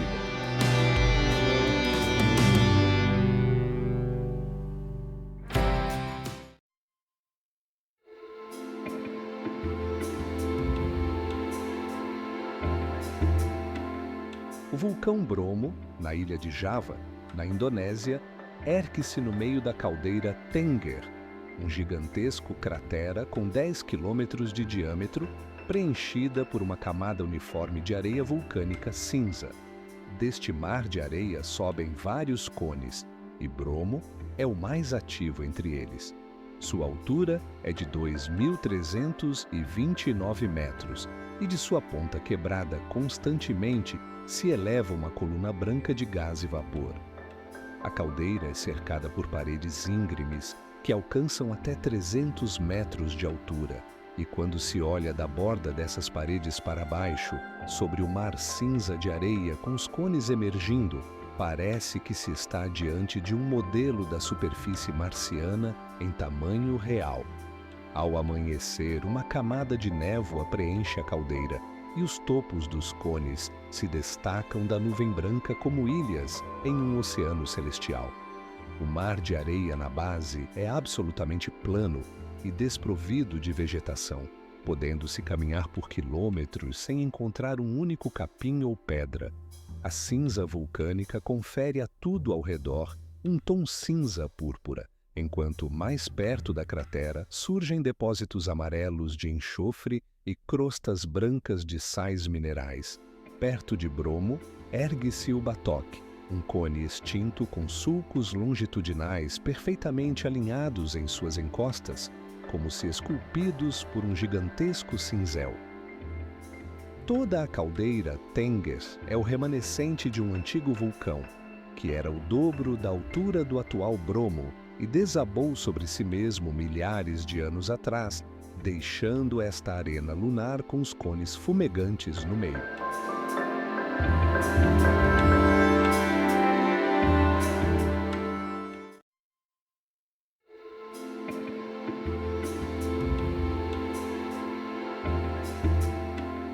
Verir, uma zona geotérmica à beira do lago Mývatn, no nordeste da Islândia, é um campo de lama borbulhante, fumarolas chiando e solo colorido, onde sob uma fina crosta a rocha derretida fervilha.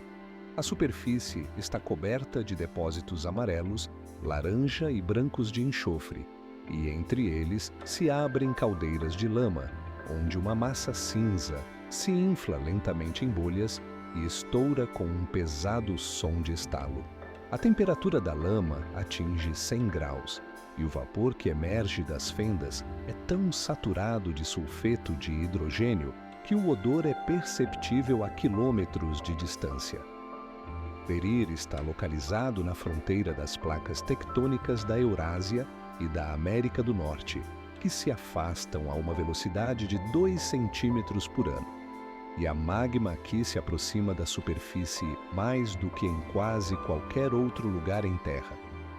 As colinas ao redor da zona são pintadas em tons incomuns para a terra: verde claro, limão, vermelho óxido, branco leitoso, Isso é resultado de reações químicas entre gases quentes e rochas. Enxofre, ferro, silício e argila formam minerais que, em condições normais, só são encontrados em laboratórios ou em outros planetas. Não há vegetação alguma. O solo ácido e os vapores tóxicos matam toda a vida em um raio de centenas de metros.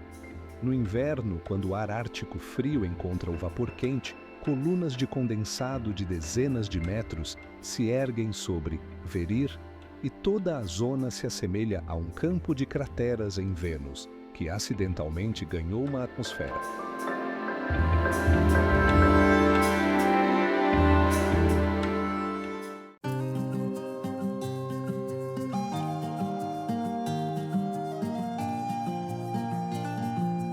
O Lago Hillier, na ilha Middle Island, na Austrália Ocidental, parece que alguém despejou um líquido rosa chiclete em uma cratera. Suas águas têm uma cor rosa vibrante, e essa tonalidade não desaparece, mesmo quando se coleta a água em um copo. O lago se estende por apenas 600 metros de comprimento, cercado por uma faixa de areia branca e um denso anel de floresta de eucaliptos, e além da floresta, começa imediatamente o profundo Oceano Índico. O contraste do rosa, branco, verde e azul, visto do alto, é tão irreal que as primeiras fotos aéreas foram consideradas um erro de revelação. Cientistas ainda debatem a causa exata da coloração. A principal teoria, uma combinação de microalgas do Naliella salina e bactérias halofílicas rosas, que prosperam em águas extremamente salinas. A salinidade do Hillier é comparável à do Mar Morto, mas, ao contrário deste, o lago mantém sua cor durante todo o ano, em qualquer clima e sob qualquer iluminação. A ilha é desabitada, acessível apenas de barco ou helicóptero, e a maior parte do tempo o lago é visto apenas por gaivotas e petréis. No início do século XX, tentaram extrair sal aqui, mas após 6 anos desistiram. A logística de transporte da minúscula ilha se mostrou inviável. A cor rosa da água contra o árido mato australiano cria a sensação de que esse corpo d'água foi transportado para cá de um planeta onde as leis da química são completamente diferentes.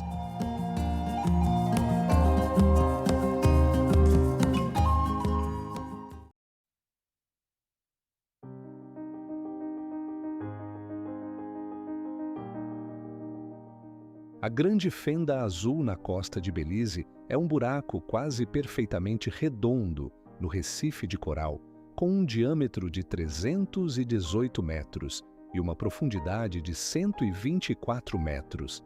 De cima, parece uma pupila azul escura em uma íris turquesa de águas rasas, e esse contraste é tão agudo que parece uma imagem gerada por computador. A fenda se formou em terra firme, quando o nível do mar estava significativamente mais baixo. A água da chuva dissolveu o calcário e criou uma caverna subterrânea.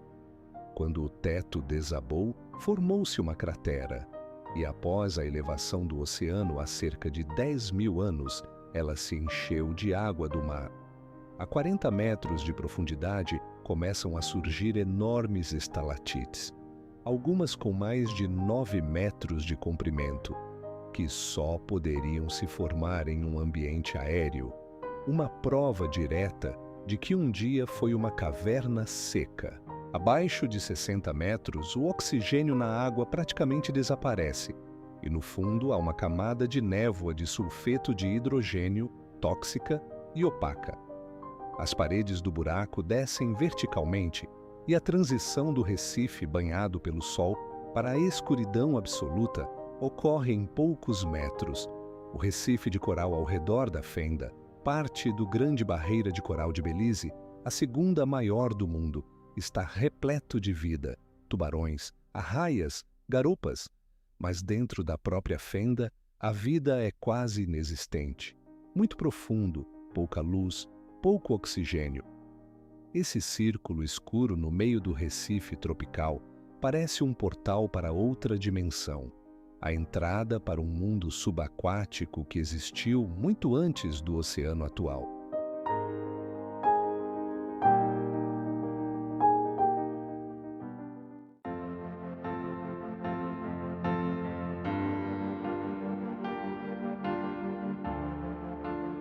O Lago Abraham, na província de Alberta, Canadá, no inverno se transforma em uma das visões mais estranhas do planeta. Sob o gelo transparente, milhares de bolhas brancas de metano ficam congeladas, dispostas em colunas a diferentes profundidades. Cada coluna é uma cadeia de bolhas, desde as pequenas no fundo até as maiores na superfície, e juntas elas criam um padrão que se assemelha a uma radiografia de um organismo desconhecido. O metano é liberado por bactérias que decompõem a matéria orgânica no fundo. Folhas caídas, algas mortas, restos de madeira. No verão, o gás sobe e se evapora, mas no inverno a primeira camada de gelo captura as bolhas, elas congelam, e sobre elas uma nova camada de gelo se forma, prendendo a próxima porção. E assim, camada por camada. O lago é artificial, criado em 1972 por uma represa no rio North Saskatchewan, mas o processo de formação das bolhas de metano é completamente natural. Abraham está a 1.350 metros de altitude, nas encostas das Montanhas Rochosas, e os ventos de Chinook do inverno sopram a neve da superfície, deixando o gelo limpo e transparente. Graças a isso, as bolhas são visíveis com clareza, como exposições em uma vitrine de vidro. A temperatura aqui cai a -30, o gelo atinge uma espessura de 25 centímetros e toda a superfície do lago, com 53 quilômetros quadrados, se transforma em uma coleção congelada de colunas gasosas. Se você perfurar o gelo e aproximar um fósforo, o metano se acende em uma coluna de fogo, lembrando que sob este chão cristalino se esconde um gás inflamável.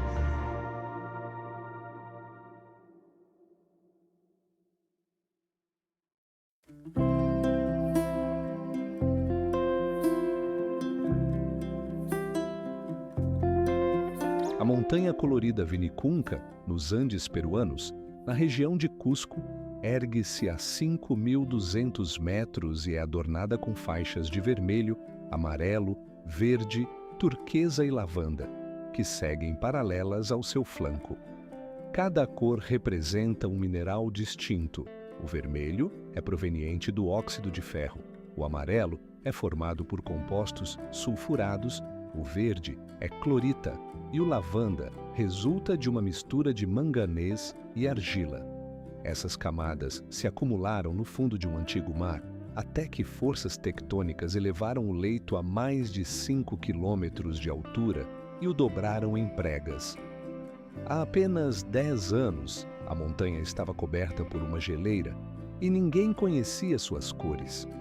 O derretimento do gelo revelou a superfície e Vinicunca, instantaneamente, se tornou uma das atrações mais visitadas do Peru.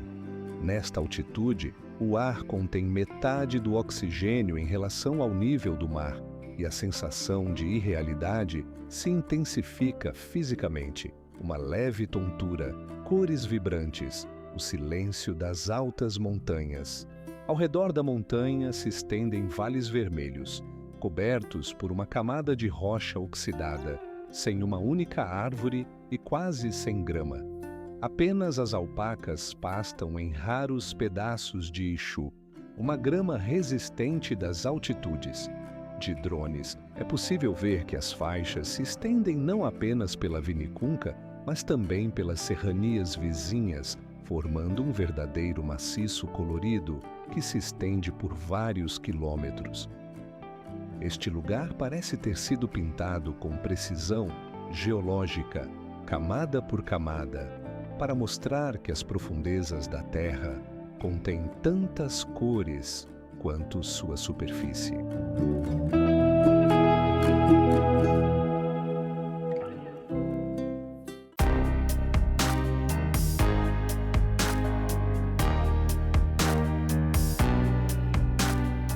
O Lago Natron, no norte da Tanzânia, ao pé do vulcão Ol Doinyo Lengai, ocupa o fundo do Rift Oriental Africano.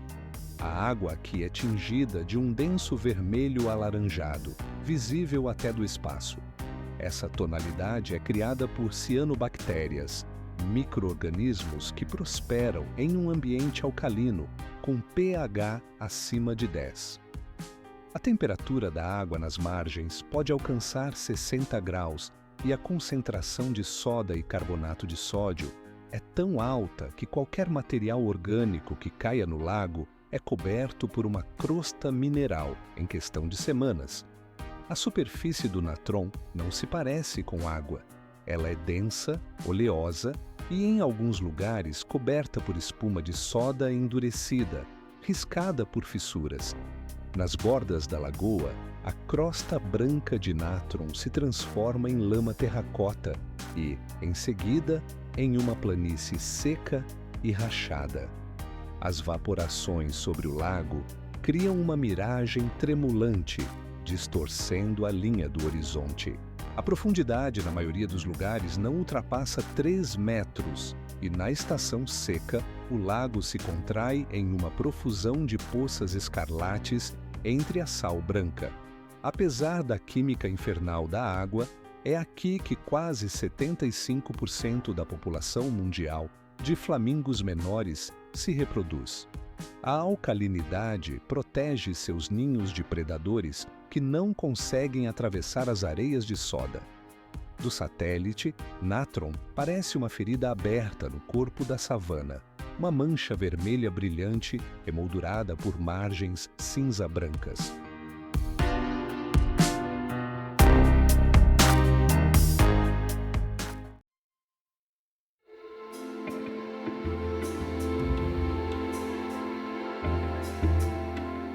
Cañón Cristales, um rio no Parque Nacional Colombiano Serranía de la Macarena, conhecido como o Rio das Cinco Cores. De junho a novembro, seu leito floresce em vermelho, amarelo, verde, azul e preto, graças à planta aquática Macarenia clavigeira, um endêmico que não se encontra em nenhum outro lugar. Com uma temperatura da água e um nível de luminosidade específicos, essa planta muda de cor do verde vibrante ao vermelho intenso e, junto com a areia amarela, as rochas escuras e o reflexo do céu, cria uma paleta que parece resultado de um experimento químico. O rio flui por um leito de quartzito do pré-cambriano, com mais de 1 bilhão de anos, e essa rocha é tão dura que a água quase não a desgasta, preservando banheiras de pedra lisas e cascatas. A largura do Cañón Cristales é pequena, em alguns lugares não mais que 20 metros, e a profundidade raramente ultrapassa 1 metro. A transparência da água permite ver cada pedra e cada tufão de algas no fundo. Fora da temporada de floração, o rio parece uma típica corrente de montanha com água limpa e leito pedregoso. Mas nos meses de pico, quando a Macarenia clavigera atinge o auge da coloração, o leito se transforma em um arco-íris líquido, fluindo sobre a rocha mais antiga do planeta.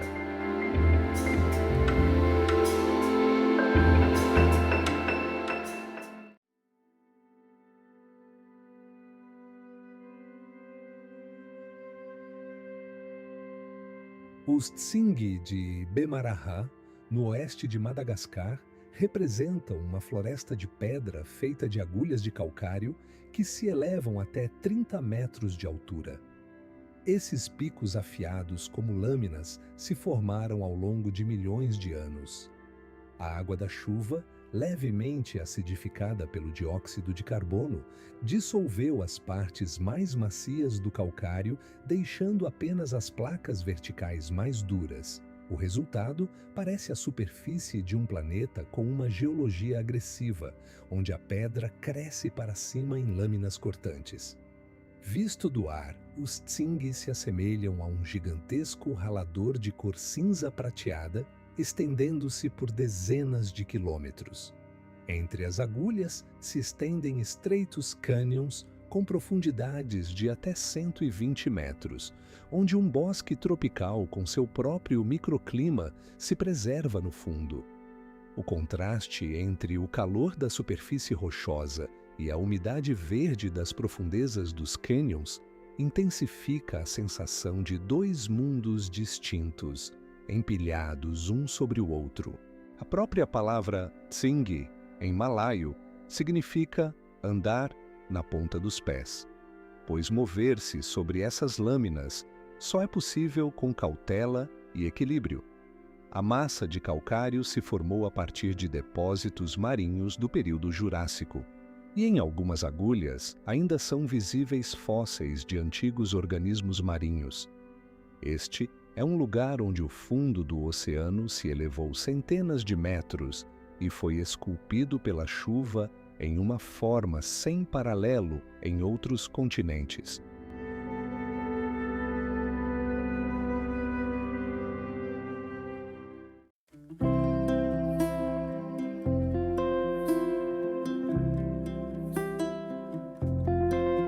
Cavernas de mármore no Lago General Carrera, na Patagônia chilena, um sistema de grutas e túneis esculpidos pelas ondas em um monólito de mármore. O lago se estende na fronteira entre o Chile e a Argentina, cercado pelos Andes, e suas águas, turquesa, preenchem cavidades kársticas, criando um efeito de iluminação subaquática. As paredes das cavernas foram polidas pela água até um brilho espelhado e cobertas com ondulações em tons de cinza, branco e azulados. O mármore se formou há cerca de 300 milhões de anos a partir de calcários marinhos transformados sob pressão e temperatura. Impurezas minerais conferiram à rocha uma textura estriada. As linhas se curvam, se cruzam e se torcem, repetindo os movimentos que o pedra sofreu nas profundezas da crosta terrestre.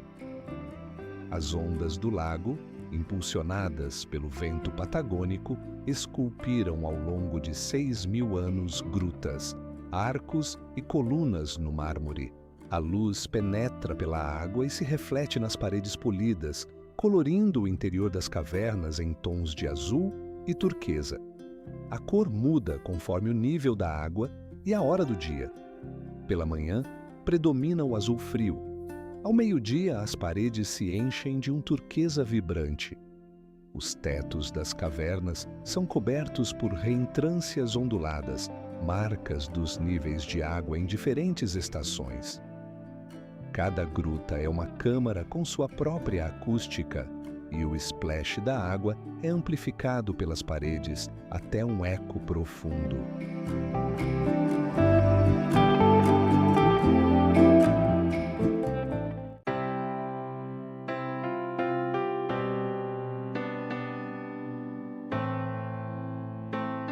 Sossusvlei, no Parque Nacional Namib-Naukluft, no oeste da Namíbia, é uma depressão de argila cercada pelas mais altas dunas do planeta. A duna Big Daddy ergue-se a 325 metros, mais alta que a Torre Eiffel, e seu cume é tão afiado que é possível equilibrar-se nele como em uma corda bamba.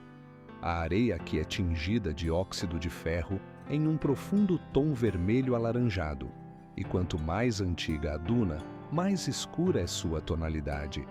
A mais antiga tem cerca de 5 milhões de anos. Do alto da duna, elas se alinham em filas paralelas, separadas por estreitos corredores de argila clara, e esse padrão geométrico se estende por centenas de quilômetros até o oceano. O deserto da Namíbia é considerado o mais antigo da Terra, existindo há pelo menos 55 milhões de anos.